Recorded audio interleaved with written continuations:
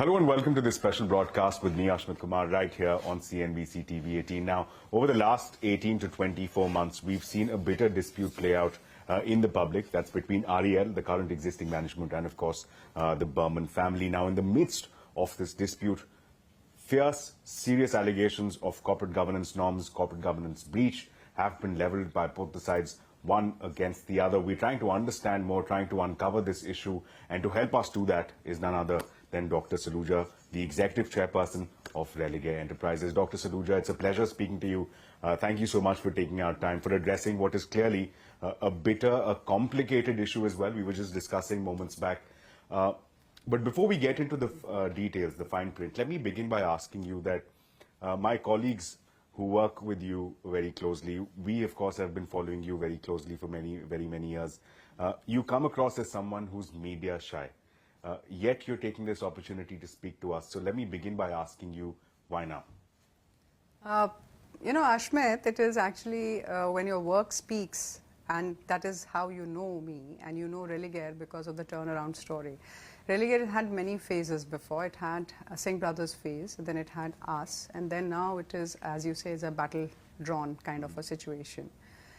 You generally only speak when there is a reason where your actions, which you've done extremely good, the hard work that you have put on, is actually taken a back seat. And then certain other things which need not to be discussed or talked about. So at times, you have to make certain clarification. And that's the reason, unfortunately, not here to talk good about myself or the work that the whole management has done, that spoke.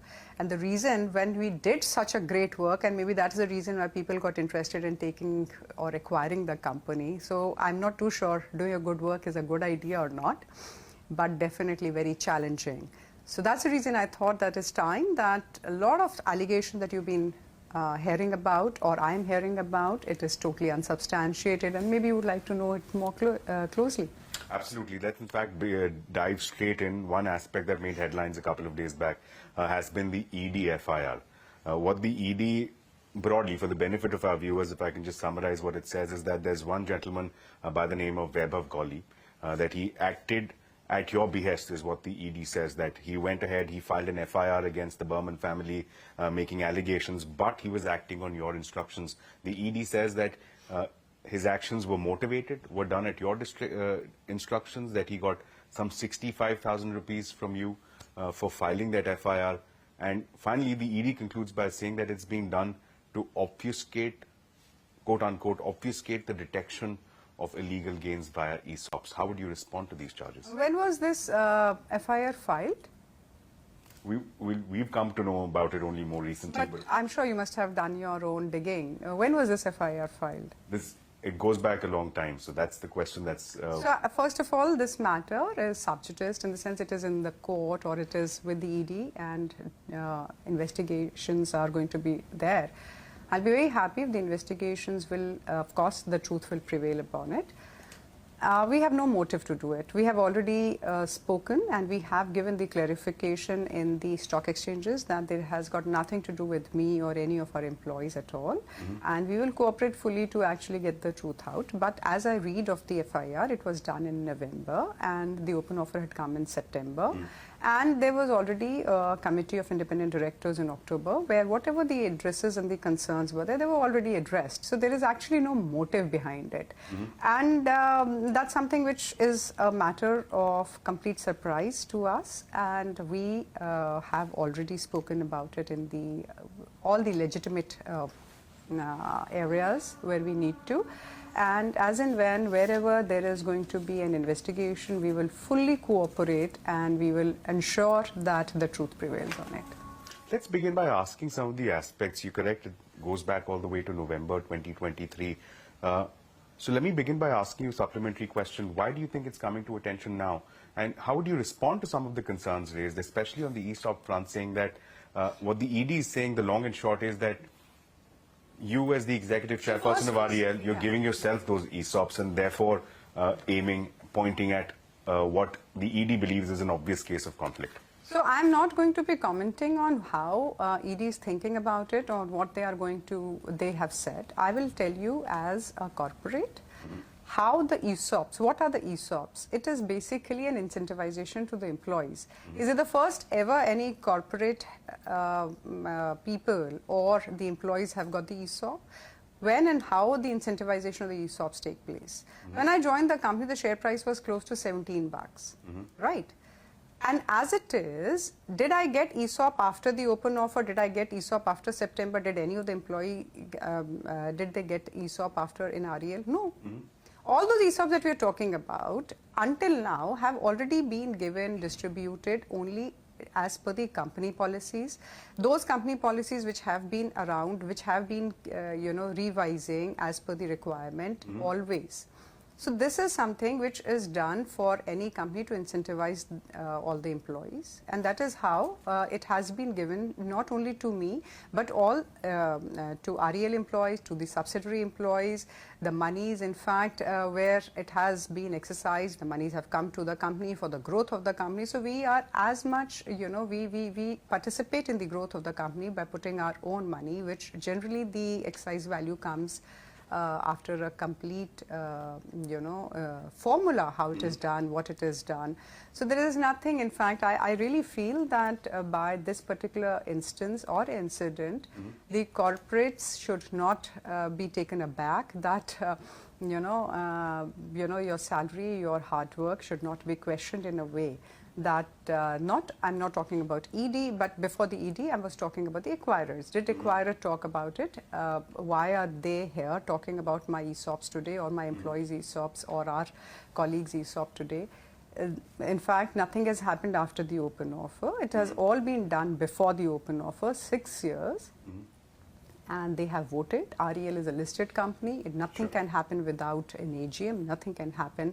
Every time the proposed acquirers voted for it, I'm very thankful about it because they realized our good work. Every shareholder realized the good work, and that good work was incentivized and rewarded. Also at the time when nobody was ready to touch this company at all, 6 years, all the employees stuck to it. They completely turned around the company. And I really thought they turned around the company, they got the incentives for it, they put their own money for actually exercising, and then they put it back in the company. I thought it's a fantastic story. You please tell me which startups wouldn't incentivize, which company which is on a default will not incentivize, and which are the other bigger companies, the CEOs or other managements. There are 4 board members of CHIL, that's Lieutenant General S.S. Mehta, Sunish Sharma, Kartikeya Dhruv Kaji, as well as Mr. C.M. Minoka, who had raised similar concerns about wanting to seek the IRDAI nod, even at the second time when the ESOPs were issued to you only as the executive chairperson of REL. Is that something that perhaps you should have taken note of back then? No, so it was a very, let me tell you one thing. The whole thing, if you look at the board, the whole noting was done only and only after extreme deliberation. It was nothing out of, nothing was done. They wanted an opinion. The opinion was sought after only and only after the opinion was sought after. It was deliberated again in the board and in the NRC, and it was totally, let me tell you one thing, all the deliberations that took place. But 4 board members didn't agree with that. They did agree. And if you look at, and I'm sure at the right places, the board minutes have gone. And I'm again telling you one thing, it was only and only after the full consensus of the board this has happened. I was not part of it, but it you recused yourself. I had recused myself from the proceeding. Fortunately, it is a very, very democratic board. Not only that, all the boards in the organization are very, very democratic. And everything was talked, discussed, and only after the complete consensus of the board, it only took place. And what you're telling us is that minus you from the board, all the board members of CHIL were in agreement regarding. They were in agreement. They agreed with the opinions that were taken, and they agreed with the opinion that were deliberated. And of course, like, we have to look into and ensure, we did not know that open offer is going to come. We did not know it will be hostile. We did not know anything negative is going to come through. So the deliberation happens not only in this matter. As I was just mentioning, that's a very democratic board. We discuss on everything, every issue that we discuss. And let me tell you also one thing. The reason why the board cancelled the ESOPs after the first IRD rejection was only because that was the right thing to have done. And then subsequent to that, after the deliberation and thought after, by taking the, and please, I would also be, it wasn't just for the heck of taking an opinion. That opinion was taken by very, very pertinent members of these, you know, who understand law very well. So Datta, senior advocate, Mr. Narayan, of course, former chairman, IRD. So if I'm sure, like, they would have given this opinion in complete earnestness, which we totally believe into it. Let's talk about the total estimates of the ESOPs. The market participants that we speak to tell us that the total ESOPs coming your way are somewhere in the neighborhood of 600 to 700 crore rupees. I wish I was as rich as that. The question I want to pose to you is, with a pay packet like that, puts you right at the top of the highest paid executives in the country. People are now beginning to ask questions that, is this pay packet justified? Just your take on that. First of all, whatever you are saying is something which is, do you realize one thing, how for any employee the ESOPs come through? How do we get into it? Whatever the amount of ESOP is, one, the value is, you know, unfortunately, we're only talking about the ESOP that I have got. You're not talking about, because this is something which you're talking about, care ESOPs. Care ESOPs, 12.5% has gone to all the employees. That is not a matter of discussion, very happy that I am about. But you are more concerned about my ESOPs. But again, not me, market participants. I'm just a mediator. Through you. So I'm very happy that this is what you're talking about. One is that, is it rightfully given? Is the price right? How did I exercise these ESOPs? What is my source of funding? My source of funding is that I borrow the money and I take the loan from the appropriate sources. I put the money in the company for the growth of the company, as much as all the other employees have done the same. And the other thing is that I give the tax to the government. That is it. The only thing is, I did not realize that I would ever be talked about so much. Having said that, and now that I am being talked about so much, tell me one thing. Is the incentivization that was done to all the employees before the open offer was a point of discussion ever? Never. Why is that everything that you're talking about, or the market speculation is talking about, is happening post September, October 23? Why haven't you asked me a single question that why is and how good is the company functioning till now? What is the growth of the company? Why are people so incentivized? What is the value of the company? Why I'm very happy, that's exactly what I'm saying. Were you, or I would have been very happy that I would have got a fixed pay package, and I would, whether the company would have gone to NCLT like so many companies when this company actually got into it. Did you ever ask that what risk did I carry? My CIBIL was attached and all those things. Did anybody ask that why did not a single board member who were part of you know, great governance practices ever wanted to come on the board? I and all the management have worked 18 to 20 hours a day. You've turned around the company. And today, rather than actually the whole concept that our Prime Minister is wanting to have a couple of thousands of more Tatas, Birlas, Ambanis and Adanis, and here you are basically trying to bog down a person who has done it along with the whole team with a good governance. This is the most bizarre thing, that something which was extremely beautifully created, where the country is being talked about, the whole international market is talking about great story of turning around. What I'm discussing with you is justifying my being here.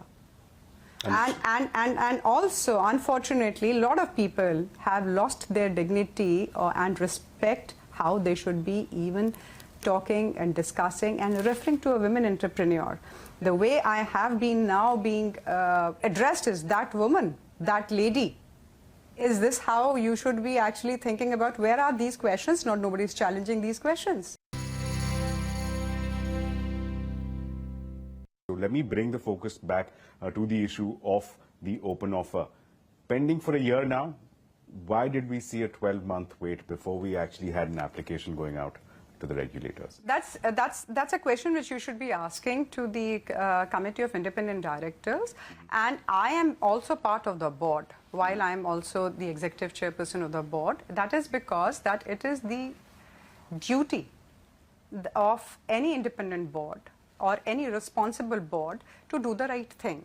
If that wasn't the importance of the board for scrutinizing all the things coming through the board was not important, RBI would not have actually made it a regulation that all the processes of the open offer would only and only come through the target company, so that the board can scrutinize. That is the first level of scrutiny. If it wasn't important, then it shouldn't have been there. Let me bring in the element here of, from a securities law standpoint, when we talk of SAST regulations, when we talk of open offer regulations, at least a few securities lawyers that we spoke to, they seem to suggest that as far as the takeover code is concerned, when you have a 25% threshold being breached, there is no filter for fit and proper candidate, that is an exercise that needs to happen. That 26% open offer needs to happen. It is not an automatic situation, That's the suggestion Ashmit. that fell. No, there is no provision for a fit and proper criteria. So there are two things. Let me tell you one thing. Fit and proper has got nothing to do with that how much money do you have and whether that money can buy you the shares from the market. If that would have been there, then God save the countries. The only thing is the regulators of this country are very, very vigilant, as vigilant as the strong government it is. And they ensure that, one, that, you know, in 2019, SEBI had written to the board that you cannot have direct or indirect association with erstwhile promoters, or erstwhile promoters cannot have any kind of, linking with the company. So when there are enough evidences that come to the board, and after scrutinizing those evidences, or we have to only and only be the responsible board, Committee of Independent Directors sent all those, whatever came to them, they sent it across to all the regulators, including RBI, and it is now with the RBI to take a call on it. Fit and proper does not mean that you can acquire any amount of shares and it will go through. Fit and proper has a lot of criteria, and every regulator has its own criteria of deciding fit and proper, and RBI has also its own criteria. So let's talk about that. Let me just finish this part. You know, when we were to get into the debt restructuring mode, unfortunately the Chatterjee Group had, were trying to take, RFL, and they're a big company. They're a Haldia Petrochemical and so on and so forth. They did not get a fit and proper. They did not get a fit and proper in spite of the fact they were a very big group. I don't know why they didn't get a fit and proper. Because RBI has its own norms and their own conditions to decide on doing it. It is not deemed automatic that you acquire one thing. Second is that why, if again there should have been an SAST that if it reaches 25%, the board becomes redundant, then the target company can directly apply. Target company did apply directly, Ashmit, in November. Their application was not acceded to. They again wrote to us, because we got a copy of it, they wrote to us also that it is only going to be considered if the acquirers would be writing through the target company. It is target company who has to apply for the change of management. And that time the 25% happened. It is also quite a situation. In fact, they were 21.5%, whether they could have gone ahead. So SAST can be read in either which ways. Sure. They acquired that extra 4.5%.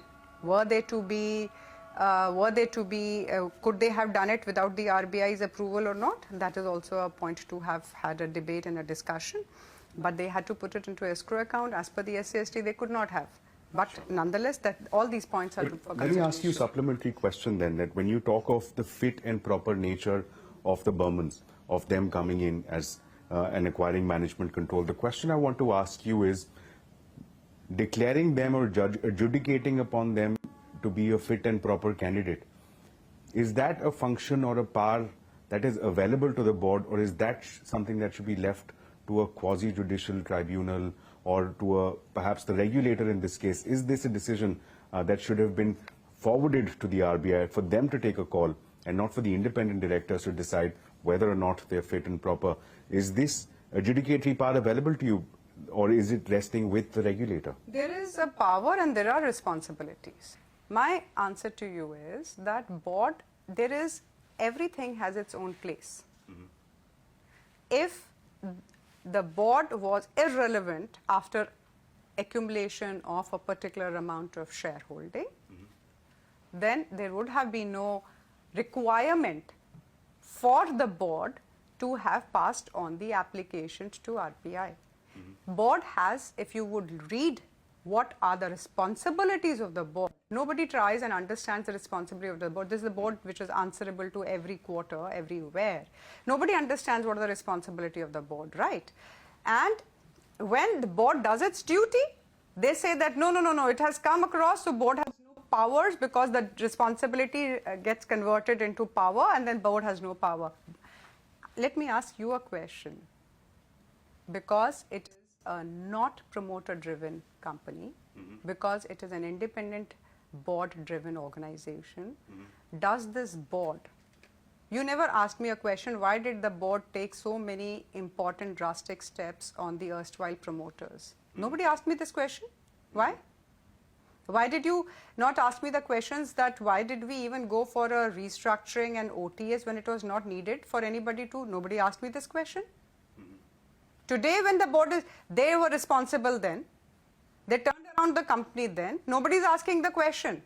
Today they are saying that why have you not automatically given it? Tell me one thing, if there are certain You're saying elements. Not power, but the responsibility. It is the responsibility. Please, we have to be responsible as citizens, as individuals, and as the board also. And especially more responsible because it's not a promoter-driven company, it's not an agenda-driven company, it is something which is answerable. We've got a retail shareholders, we are answerable to all those shareholders. One thing. And second is we are also answerable to the MCA, to the regulators, and so on and so forth. Every place, everything has its own importance. That, Dr. Saluja, brings me to my final question. We are seeing allegations and charges of fit and proper being exchanged between both the sides. You've answered very many questions. We'd like to again thank you for taking out time for that. The final question I'll end with is, in fact, a point that you brought up just before the recording began, just before the cameras were switched on, when you talked about continuing at the helm of Religare Enterprises. The question some are asking on the issue of optics, that's coming in the way, is that Dr. Saluja herself is facing fit and proper charges of whether or not she's fit and proper, her status at the helm. Is that a thought that's crossed your mind?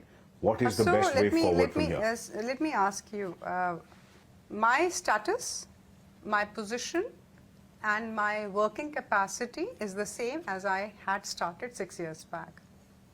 What has changed into it? My only thought is that all these allegations that has been brought up on me and on my employees and at times on the board also, we are the same set of people. हम लोगों ने अग्नि परीक्षा बहुत बारी दे दी है, हर बारी दी है. All of us have gone through very, very difficult phase. My final question to everybody is, am I being rewarded or punished for turning around a company? Is this board being rewarded or punished for turning around the company? Is this the management facing the music is being rewarded or actually punished to this severity? Do you understand, Ashmit? All of us come from middle class people. We all work very hard.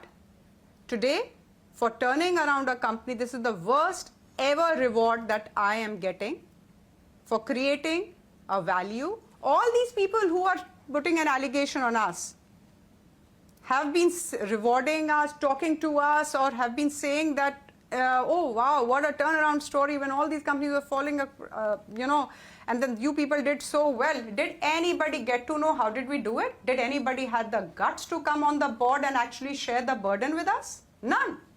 Today, this is happening. It is such a demotivation to every person who has a good intent of doing it, because we do not have the resources to defend ourselves. You asked me why did I want to come to the channel to, to be part of this interview, so that I would like to tell everybody I am one of all of you. If this is what is going to happening to me, it could happen to anybody. Please don't let these kind of things actually look bad. Our families are getting affected, our employees are getting affected, there is no incentivization to work well. So please don't do it. Well, it certainly has been a challenging time, and we've put some tough questions to you, but you've answered them. We wish you the best, Dr. Saluja. I'd like to thank you for taking our time and for having this candid conversation with us on CNBC TV 18.